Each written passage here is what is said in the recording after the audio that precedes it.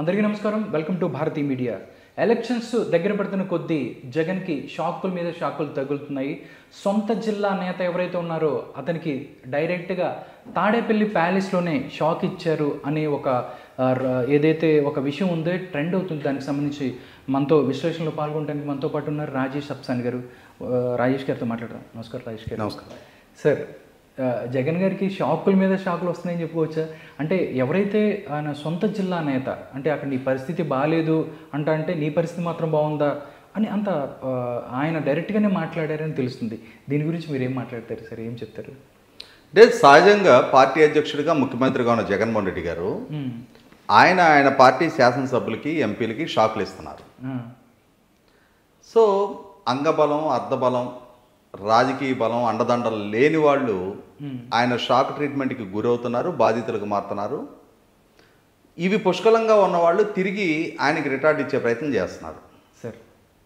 ఇది జగన్మోహన్ రెడ్డి గారికి అంటే ఈరోజు ఎమ్మెల్యేల ఎంపిక దగ్గరే కాదు, మీరు గమనించుకుంటే గతంలో ఆయన మంత్రివర్గ విస్తరణ చేయాలి అనుకున్న సందర్భంగా కూడా 2019లో మొట్టమొదటిగా మంత్రివర్గాన్ని ఏర్పాటు చేసినప్పుడు ఆయన చెప్పింది ఏంటి అంటే, ఇప్పుడు ఈ అవకాశం కల్పించిన మంత్రులు ఎవరైతే ఉన్నారో వీళ్ళందరికీ 2.5 సంవత్సరాల టెన్యూర్కి మాత్రం నేను ఇప్పుడు వీళ్ళని ఎంపిక చేస్తున్నా. సీనియర్లు చాలామంది అప్పటికి మంత్రి పదవులు దక్కలేదని అసంతృప్తితో ఉన్న నేపథ్యంలో వాళ్ళందరికీ 2.5 years తర్వాత అవకాశం కల్పిస్తానని చెప్పడం జరిగింది. ఓకే. ఇదే నేపథ్యంలో 2021 నవంబర్ 30 ఆయన చెప్పిన 2.5 సంవత్సరాల కాల పరిమితి పూర్తయిపోయింది. అప్పటి నుంచి మా మంత్రివర్గ విస్తరణ ఎప్పుడు జరుగుతుందా అని చెప్పని యాస్పిరెంట్స్, అదే సందర్భంలో మంత్రివర్గంలోనే కొనసాగాలి అనుకుంటున్న ఎమ్మెల్యేలు, మంత్రులుగా కొనసాగుతున్న వాళ్ళు వాళ్ళ పదవులు కాపాడుకోవాలి అనుకున్న వాళ్ళ మధ్య ఒక రేస్ బిగినైంది. 2022 ఏప్రిల్లో చివరికి అంటే ఒక 6 నెలలు డిలే చేసి ఆయన మంత్రివర్గ పునర్వ్యవస్థీకరణకి పూనుకున్నారు. ఆయన మొట్టమొదటిగా సంకల్పించింది ఒక 3-4 మాత్రం కొనసాగించి మిగిలిన అందరినీ పునర్వ్యవస్థీకరించాలని చెప్పని ఆశించారు. కానీ చివరికి జరిగింది ఏంటంటే, నోరు గలాళ్ళు, అంగబలం అర్ధబలం పుష్కలంగా ఉన్నాళ్ళు రేపటి రోజున ఇవాళ వాళ్ళ పదవులు పీకేసిన పక్షంలో తనకు రాజకీయంగా చికాకులు కలిగించగలరు అని చెప్పిన భయం ఉన్నాళ్ళు, అంటే జగన్మోహన్ రెడ్డి గారికి భయం కలిగించిన వాళ్ళు, ఎదురు దాడి చేయగలుగుతానన్న వదిలిపెట్టి అటువంటి వాళ్ళని 10 మందిని కొనసాగించారు. చివరికి కొనసాగించి ఈ నోరు వాయిలేనాడని కొంతమందిని తీసేశారు.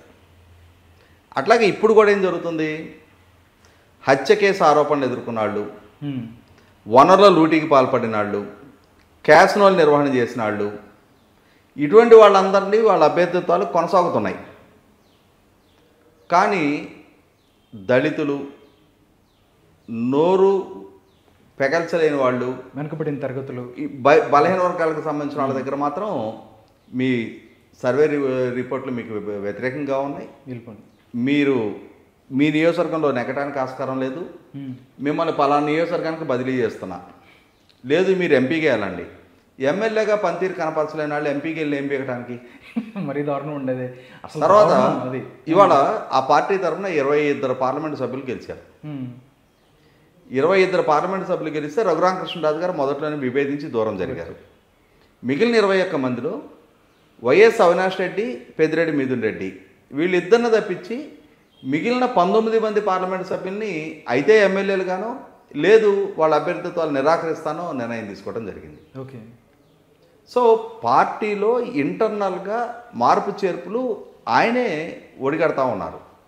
ఇటువంటి నేపథ్యంలో మనం చూసాం, కర్నూలు ఎంపీగా ఉన్న డాక్టర్ సంజీవ్ కుమార్ గారు బలహీన వర్గాలకి పెద్దపీట వేస్తున్నట్టుగా ప్రచార ఆర్భాటం తప్పించి వైసీపీ పార్టీలో బలహీన వర్గాలకి హక్కుల పరిరక్షణ జరగటం లేదు, గొంతు తొక్కేయబడుతుంది, పేరుకు మేము పదవుల్లో ఉన్నాం కానీ ఆధిపత్యం వేరే వాళ్ళది కొనసాగుతుంది అని చెప్పని స్పష్టంగా ప్రకటిస్తూ ఆయన వైసీపీ పార్టీకి ఎంపీ పదవికి కూడా రాజీనామా చేసిన తీరు చూసాం.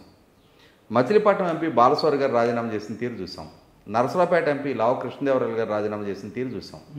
అంటే ఇక్కడ ఇండివిజువాలిటీ కాపాడుకోవాలి అనుకున్న వాళ్ళు, మా ఆత్మగౌరవ సమస్య ఇది, మా ఆత్మవిశ్వాసాన్ని ఈ పార్టీ దెబ్బతీస్తుంది అని చెప్పని భావిస్తున్న వాళ్ళు పదవులను త్యజించి పార్టీ లాయల్టీని కూడా వదిలేసుకొని రాజీనామా చేసి పక్కకి వెళ్ళిపోతున్నారు. ఇదే సందర్భంలో మీరు ఇందాక ప్రస్తావించిన కడప జిల్లా సంఘటన, ఇప్పుడు కడప జిల్లా ఆయన సొంత జిల్లా, మనకి వాళ్ళ పేపర్లో వచ్చిన వార్త ప్రకారం చూస్తే ఏంటంటే జగన్మోహన్ రెడ్డి గారి ఇంట్లోకి తలుపు తోసేసుకొని వెళ్ళగలిగే అంతటి చనువున్న నాయకుడు అని చెప్పి అంటున్నారు. అటువంటి నాయకులు అంటే ఆ కడప జిల్లాలో ఇద్దరు ఉన్నారు. ఒకరు జగన్మోహన్ రెడ్డి గారి సొంత మేనమామ, కమలాపురం ఎమ్మెల్యేగా ఉన్న రవీంద్రనాథ్ రెడ్డి గారు. రెండు, జగన్మోహన్ రెడ్డి గారికి చిన్ననాటి మిత్రుడు గడికోట శ్రీకాంత్ రెడ్డి గారు, రాయచోటి ఎమ్మెల్యే. ఈ ఇద్దరిలో ఒకరు కావాలి. శ్రీకాంత్ రెడ్డి అంత చేస్తారని చెప్పలేము. ఇప్పుడు ఆయన రాజకీయ భవిష్యత్తే పణంగా బయటపడుతుంది అనుకున్నప్పుడు ఎందుకు టాలరేట్ చేస్తాడు?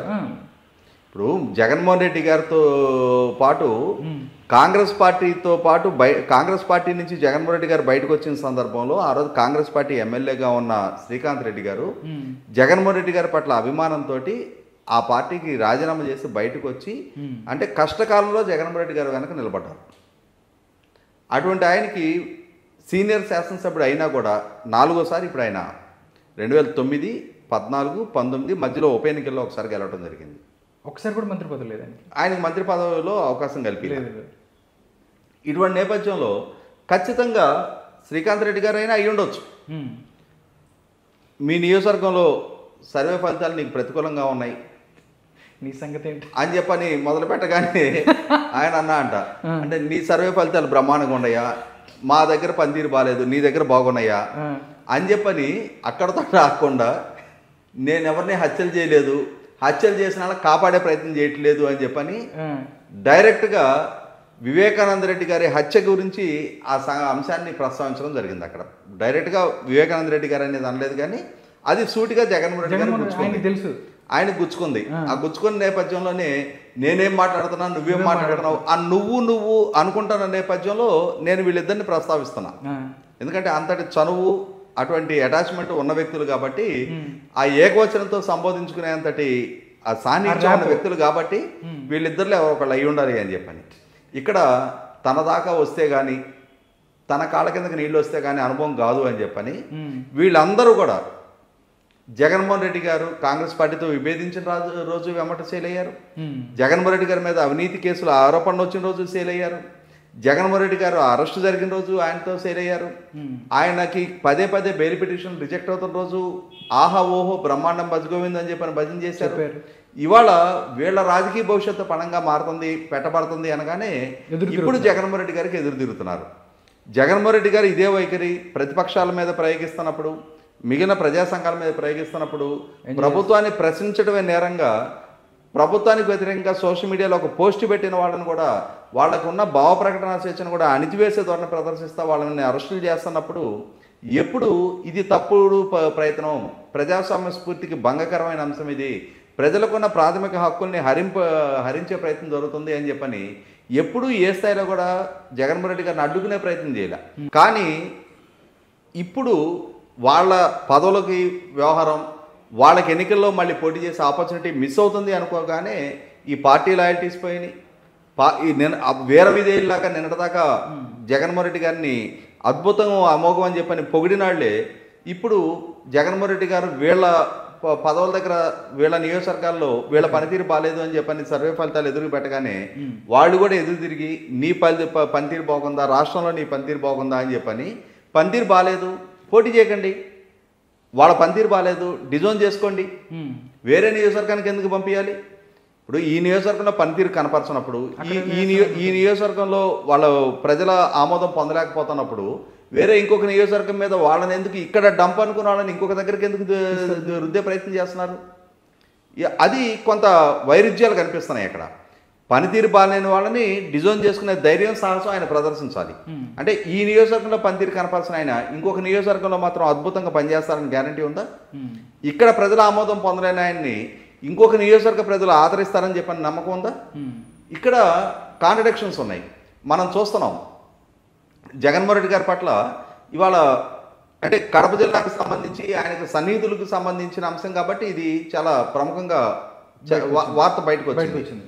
చాలామంది దళిత శాసనసభ్యులు ఉన్నారు కదా, ఎంఎస్ బాబు గారు, దళితులకి వైసీపీ పార్టీలో గొంతు పెగిల్చే ఆస్కారమే లేదు, భావ ప్రకటన స్వేచ్ఛ లేదు, వేరే వ్యక్తులు ఆధిపత్య ప్రదర్శన చేస్తున్నారు, రెడ్లు ఆధిపత్య ప్రదర్శిస్తున్నారు, వాళ్ళు వనరులు లూటీ చేస్తున్నారు, తప్పులు వాళ్ళు చేస్తున్నారు, ఆక్రమణలు వాళ్ళు చేస్తున్నారు, దౌర్జన్యాలు వాళ్ళు చేస్తున్నారు, చెడ్డ పేరు మాకు వస్తుంది అని చెప్పని ఎంఎస్ బాబు గారు చెప్పడం జరిగింది.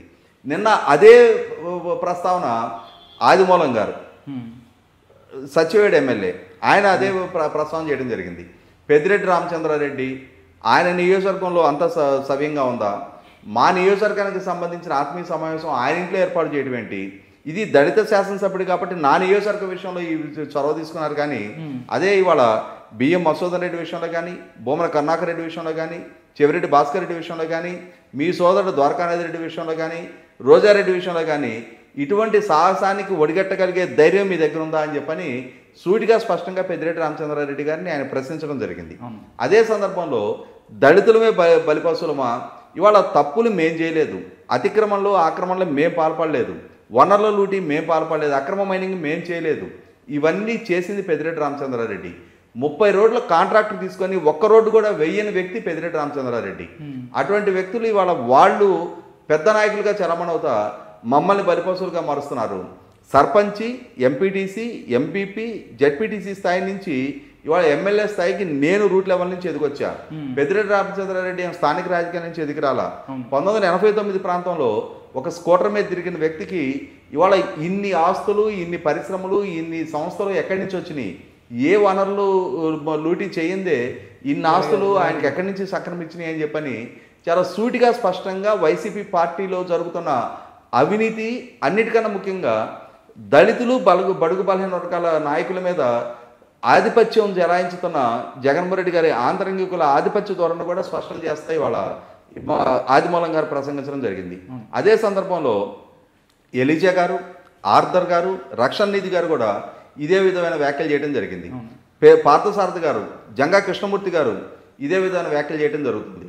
ఇటువంటి నేపథ్యంలోనే కర్నూలు ఎంపీ సంజీవ్ కుమార్ గారు ఏ అంశాన్ని లేవనెత్తారో అదే అంశాన్ని బలపరుస్తా ఇవాళ వివిధ హోదాల్లో ఉన్న వివిధ జిల్లాలకు సంబంధించిన శాసనసభ్యులు అదే అంశాలు స్పష్టం చేస్తున్న దగ్గర ఖచ్చితంగా జగన్మోహన్ రెడ్డి గారి పార్టీలో, ప్రభుత్వంలో ఆల్ ఈజ్ నాట్ వెల్ అనేది వాళ్ళ శాసనసభ్యులు, వాళ్ళ ఎంపీలే ఇవాళ స్పష్టంగా జగన్మోహన్ రెడ్డి గారి మొహానే చెప్పే పరిస్థితులు ఇవాళ స్పష్టమవుతున్న దగ్గర 100% ఇవాళ జగన్మోహన్ రెడ్డి గారు ఆయన 30 సంవత్సరాలు అధికారంలో కొనసాగాలి అని చెప్పని కలగన్న ఆయన కళ అది కళ్ళగానే మిగిలే పరిస్థితి.